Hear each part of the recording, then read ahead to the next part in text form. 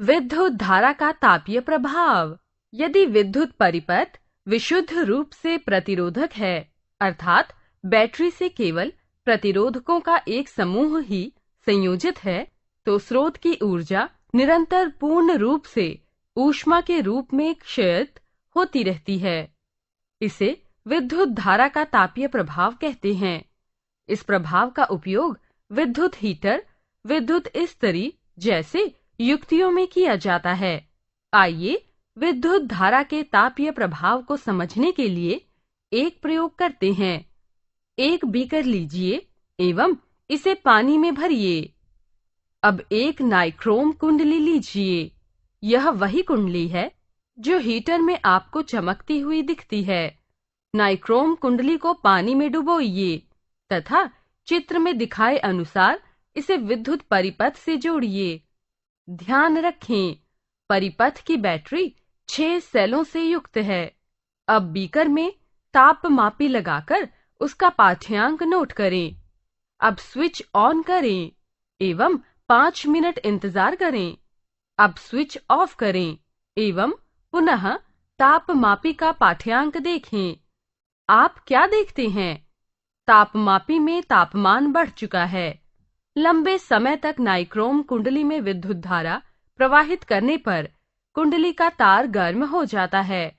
जल जिसमें नाइक्रोम कुंडली डूबी हुई है, ऊष्मा का अवशोषण करता है एवं इसका तापमान बढ़ जाता है।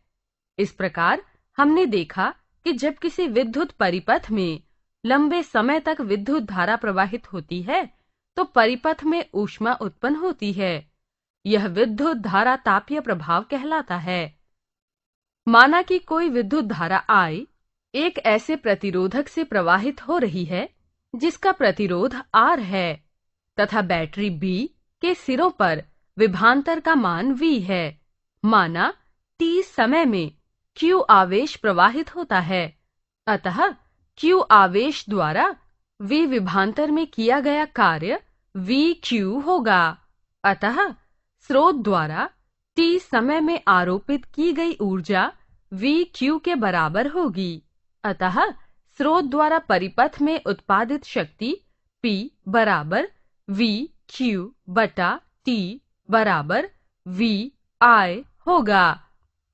T समय में स्रोत द्वारा परिपथ को प्रदान की गई शक्ति P गुणा T बराबर VI-T। क्या होता है जबकि स्रोत द्वारा ऊर्जा का विस्तार किया जाता है? यह ऊर्जा प्रतिरोधक में ऊष्मा के रूप में क्षयित होती है। अतः किसी स्थायी विद्युत धारा I द्वारा T समय में उत्पन्न ऊष्मा H की मात्रा H बराबर VI-T होगी। ओम का नियम लागू करने पर हमें प्राप्त होता है H बराबर I घात 2 गुणा RT। यह जूल का तापन नियम कहलाता है। इस नियम से यह स्पष्ट है कि किसी प्रतिरोधक में उत्पन्न होने वाली ऊष्मा दिए गए प्रतिरोधक में प्रवाहित होने वाली विद्युत धारा के वर्ग के अनुक्रमानुपाती होती है। दी गई विद्युत धारा के लिए प्रतिरोध के अनुक्रमानुपाती होती है। उस समय के अनुक्रमानुपाती होती है जिसके लिए दिए गए प्रतिरोध से विद्युत धारा प्रवाहित होती है।